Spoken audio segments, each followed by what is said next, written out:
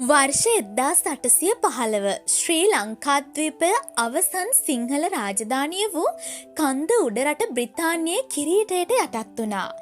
එදා ඔවුන් දුන් පොරොන්දු වූයේ අපේ ආගම, අපේ සිරිත්විරිත් සහ අපේ උරුමය සුරකින බවයි. නමුත් ඒ පොරොන්දුව කඳුකරයේ මීදුමෙන් සැනකින් වියකී ගියා. වෙල් ලක්ෂයකින් සරුසාර ස්වයංපෝෂිත ආර්ථිකයකට උරුමකම් කී ඒ සුන්දර වෙල්ලස්ස ඒ නිදහසට එහි අභිමානයට සුද්දාගේ බැල්ම වැටමින් තිබුණා. ඔවුන් අපේ අස්වැන්නට පමණක් නෙවෙයි අපේ ආත්ම ගෞරවයටද බදු නියම කරා. පරම්පරාවෙන් පැවත ආ නායකත්වය අමුවේ උදුරාගන්න ඔවුන් කටයුතු කරා. සියවස් ගානක් පුරා පැවති සම්ප්‍රදාය බිඳ දැමුවා. වෙල්ලස්සේ ආහාර හිඟයක් ඇති කිරීමට වැව් අමුණු පුපුරවා හැරීම, කුඹුරු ගිනි තැබීම, පළදරන ගස් කපා දැමීම, ගවයන් මරා දැමීම, මහවැල්යාය විනාශ කිරීම වැනි දේවල් බ්‍රිතාන්‍යයන් විසින් සිදු කරනු ලැබුවා. ඒ වගේම අවුරුදු 18කට වැඩි පිරිමින් මරා දැමුවා.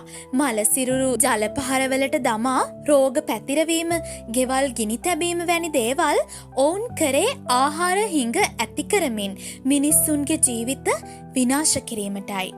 මෙම නිදහස් අරගලයෙහි ප්‍රධාන නායකයන් වූයේ විල්බාවේ සහ කැප්පිටිපොල දිසාවේයි. මෙයින් විල්බාවේට නායක්කරු වංශික රාජ උරුමයක් තිබුණා. කැප්පිටිපොල අද පවා සිහිපත් කෙරෙන සිංහල නායකයෙක්. ඔහු මුලදී ඉංග්‍රීසීන් විසින් යවන ලද්දේ නිදහස් අරගලය මැඩ පැවැත්වීම සඳහායි.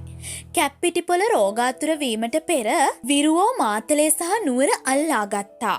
පසුව කැප්පිටිපොල අල්ලාගත් බ්‍රිතාන්‍යෝ ඔහුගේ හිස ගසා දමනු ලැබුවා. ඔහුගේ හිස් කබල අසාමාන්‍ය එකක් වුණා.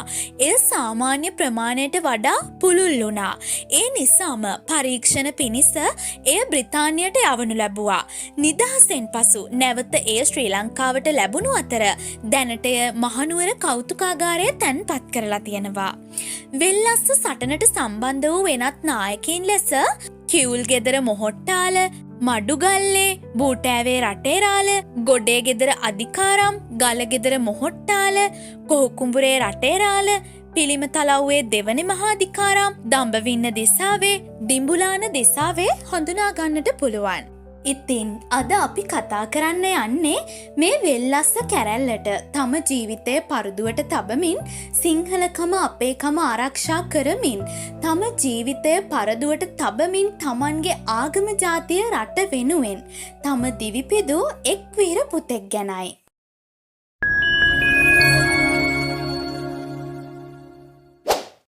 වෙල්ලස්ස කැරැල්ලට සම්බන්ධ වූ වීර පුතුන්ගෙන් කෙනෙක් ලෙස කොහුකුඹුරේ රටේරාල අපිට හඳුනාගන්න පුළුවන්. 1818 උඩරට කැරැල්ලේ මහා සේනාධිපතිවරයෙකු වූ කොහුකුඹුරේ රටේරාල ගැන වැඩිපුර කතාබහට ලක් නොවුවත් සිංහලේ නිදහස් සටනේ ජාතික වීරයන්ගේ නම් ලයිස්තුවේ ඔහුගේ නම ඉහළින්ම සඳහන් වෙනවා. වෙල්ලස්සේ ප්‍රධාන නගරයක් වූ බිබිල මැදගමට නුදුරින් කොහුකුඹුර පුරාණ ගම්මානයක් පිහිටා තිබුණා.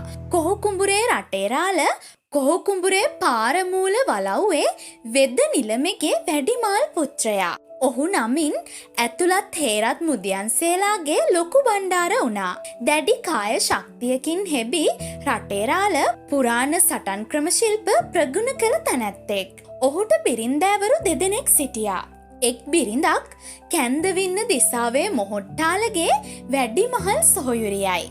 ඇය සිටියේ කොහුකුඹුරේ අලූපොත වලව්වේ. දෙවැනිය නිල්ගල කටුගම්පල වෙදරාලගේ දියණිය වූ ඩිංගිරි එතනාය. ඇය ජීවත් වූයේ කොහුකුඹුර ගොඩිගමුව වලව්වේය. රටේරාලට පුතුන් දෙදෙනෙක් හා එක් දියණියක් සිටියා. වැඩිමහල් පුතා නමින් සෙනරත් බණ්ඩාරය. ඔහු තබානේ මුදියන්සේ නමින් ප්‍රසිද්ධව සිට එගොඩ පත්තුවේ විධානයේ තනතුර දැරුවා. දෙවනි පුත්‍රයා විජයලත් බණ්ඩාර ඔක්කම්පිටිය බැද්දේ විධානගේ තනතුර දැරුවා. දියණිය ටිකිරි මැණිකා නම් වූ අතර ඇය බකිනිගහවෙල වලව්වේ උපසේකර මුදියන්සේ සමග විවාහ වී සිටියා. කොහුකුඹුරේ රටේරාලගේ නැගණිය හා විවාහ වී සිටියේ බූටෑවේ රටේරාලයි. කැරැල්ලේ සටනට මුල් තැනදී කටයුතු කළේ මේ දෙමස්සිනාලා දෙන්නයි. කොහුකුඹුරේ රටේරාල බොහෝ විට සිටියේ අලුපොත වෙල්යාය ඉස්මත්තේ පිහිටි අලුපොත බිරිඳගේ නිවසේය. කැරැල්ල පවතිද්දී කොහුකුඹුරේ රටේරාල අල්ලා ගැනීමට සුදු හමුදාවට අසීරු කාර්යයක් වූවා.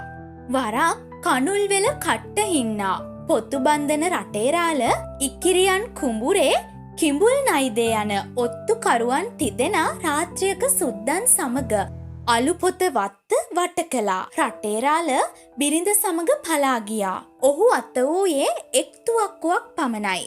එයද බෙහෙත් කොටන සාමාන්‍ය එකක්. අලුපොත ඔය හරහා දමා තිබූ ඒ දණ්ඩ ඉවත් කර පලාගේ රටේරාල පසුපස්සේ පැන්නූ සුදු ජාතිකයන් උල්පත් කුඹුර මහ වගුරේ එරුණා. ඔත්තුකරුවන් වගුරේ තරම දැන එගොඩුවත් වගුර ගැන නොදත් සුද්දෝ රැයක් පහන් වනතුරු කරවටක් මඩේ දඟලමින් පසු වුණා. කොහුකුඹුරේ රටේරාලගේ මල්ලි පුංචිරාල සෙබළු මුලක් රැගෙන පැමිණ ඔත්තුකරුවන් තිදෙනා අල්ලා ගත්තා. මේ වෙල්යාය ප්‍රදේශය අදටත් හඳුන්වන්නේ බොක්කේ මඩ නමින්.